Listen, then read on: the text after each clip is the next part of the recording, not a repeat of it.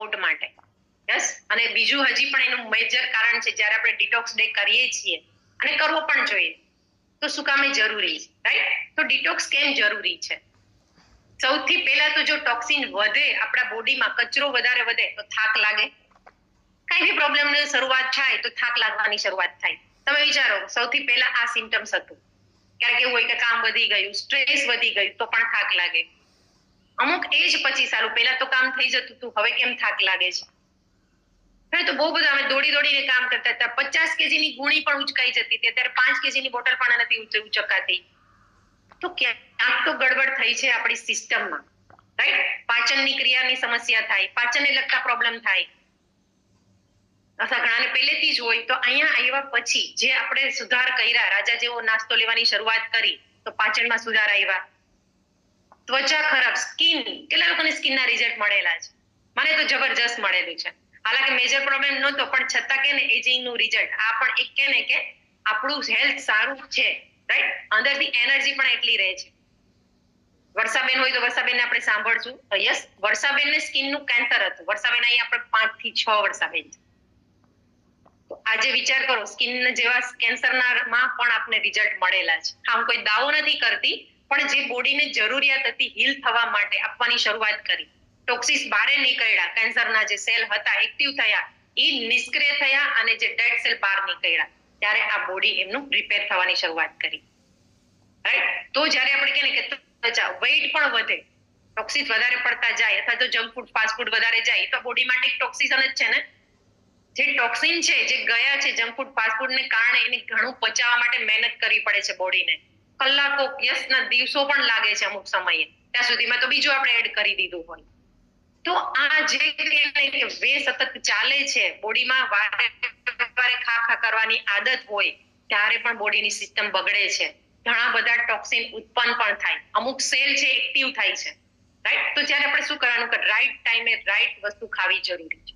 Immunity આપણી down જાય છે, તો આ ઇમ્યુન હેલ્થ સારી કરવા માટે પણ ટોક્સિનને બહાર કાઢવા જરૂરી છે, બોડીને ડિટોક્સ કરવું પણ જરૂરી છે.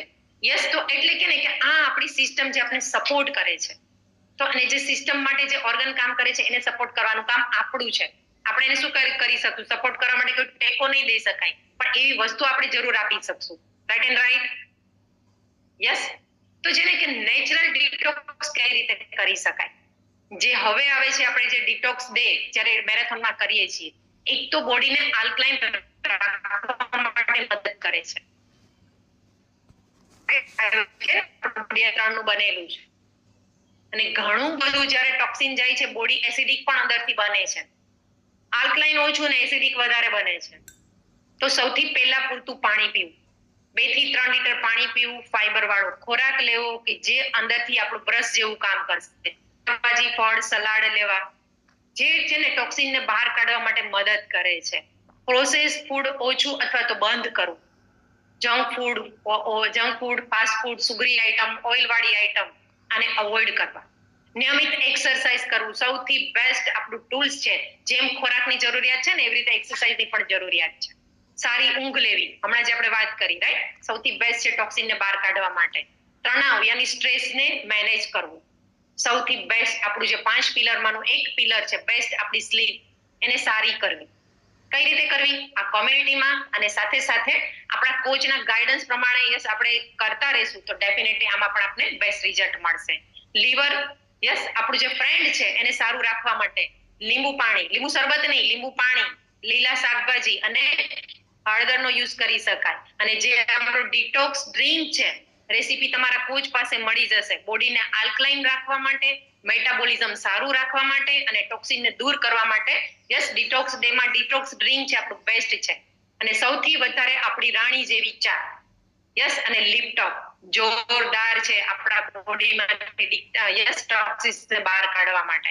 અત્યારે સમરની શરૂઆત થઈ છે ઇન્ડિયામાં, તો તમે 24 હાઇડ્રેટ અને યસ લિપટોપ અને આપણી રાણી જેવી ચા બેસ્ટ છે. અને આપણી ફોર્મ્યુલા 2, ફોર્મ્યુલા 2 શું છે તમારા કોચને પૂછજો. તો બેસ્ટ આપણે હેલ્પ કરે છે બોડીના ઓર્ગનને સારું રાખવા માટે. યસ, અને જ્યારે હું શોર્ટમાં જઈશ કારણ કે આપણી પાસે સમય ઓછો છે, એટલે ફટાફટ યસ આપણે જોશું કે ભૂલ ક્યાં થાય છે. સૌથી પહેલા આપણે ઘણીવાર કહીએ કે ફ્રૂટની બદલે ફ્રૂટ જ્યુસ લઈ લેતા હોય છે, તો આ ક્યારે ન કરવું. ડાયરેક્ટ સુગર વધારે. હા, જે લોકોને પ્રોબ્લેમ છે, બીમાર છે અથવા તો બાળકો છે, રાઈટ, તો એની વાત અલગ છે. તો એમાં જે વોટર સોલ્યુબલ ફાઈબર છે, જે આપણા બોડીમાં ડાયરેક્ટ જેની જરૂરિયાત છે, આપણે પાણીમાં મેળવી દઈએ છીએ. તો ટ્રાય કરીએ કે હંમેશા ફ્રૂટને આખા ખાઈએ, વેજીટેબલનું જ્યુસ તમે લઈ શકો. 3 દિવસમાં જે મેં વાત કરી ને, ધીરજ રાખવી, તો બોડી ક્લીન થશે, રાજા જેવો નાસ્તો. અને ખાવાનું બંધ કરવાનું નથી, પણ કેવું હેલ્ધી અને જે જરૂરિયાત છે એ ખાવાનું. અને ઘણા એ કહે ને કે ડિટોક્સમાં ઘણી વખત આપણે માન્યતા હોય, રાઈટ, ફક્ત જ્યુસ પી લેતા હોય, અથવા તો 3 દિવસમાં બોડી ક્લીન થઈ જતું હોય, એનીમાંથી ઘણી થેરાપી છે, હું નામ નહીં લઉં, રાઈટ. ઘણા શિબિરમાં જતા હોય ત્યાં બી એવી રીતે થાય, પણ કેટલો સમય રહે છે, પાછું તેના તે જ પ્રોબ્લેમ. ખાવાનું બંધ કરી દે, આજ સવારથી કાલ સવાર, અથવા આજ બપોરથી કાલ બપોર જમે છે, રિઝલ્ટ શું હોય છે? તો સરથી ભૂલ અહીંયા આપણે કરતા હોય, અમુક ખોટી માન્યતાઓ, રાઈટ. તો આમાં અવેર થવાની જરૂરિયાત છે. તો ઇન શોર્ટ આનું સૂત્ર શું છે કે ડિટોક્સ યાની આપણી જે ડેઈલી હેબિટ છે, તો હેલ્ધી લાઈફસ્ટાઈલ, રાઈટ, જે જરૂરિયાત છે એ તો જરૂરિયાત છે. અને લાસ્ટમાં યસ, કઈ રીતે કરી શકાય? તો આપણે કોચને તો પૂછીએ, અને રાજા જેવો નાસ્તો જો 2 ટાઈમ આપણે લેશું તો વેઇટ તો મેન્ટેન રહેશે જ, પણ સાથે સાથે ટોક્સિસને પણ આપણે બહાર કાઢવા માટે, આપણા જે લીવર, કિડની, હમણાં સ્કિનની વાત કરી, એને પણ હેલ્થ રહેવા માટે, અને યસ, ડિટોક્સ કચરો બહાર કાઢવા માટે પણ બહુ ખૂબ જરૂરી છે. વ્યાયામ, પાણી, ઊંઘ અને એક્સરસાઇઝ, આને આપણી લાઈફસ્ટાઈલમાં આપણે રૂટીન કરીએ. અને જે મેં કીધું છે યસ, આપણે જે વાત કરી એમાં 1% થી 5% બી જો બદલાવની શરૂઆત કરશું તો આગળ જતા મેજર યસ બદલાવ આપણા બોડીમાં જોવા મળે છે. તો thank you so much. Topic તો બહુ મોટો છે, પણ મારી પાસે સમય બી ઓછો છે. આપણે બધા પાસે સમયની એક મર્યાદા છે. Yes, over to Vishal. Amazing. તો મીરા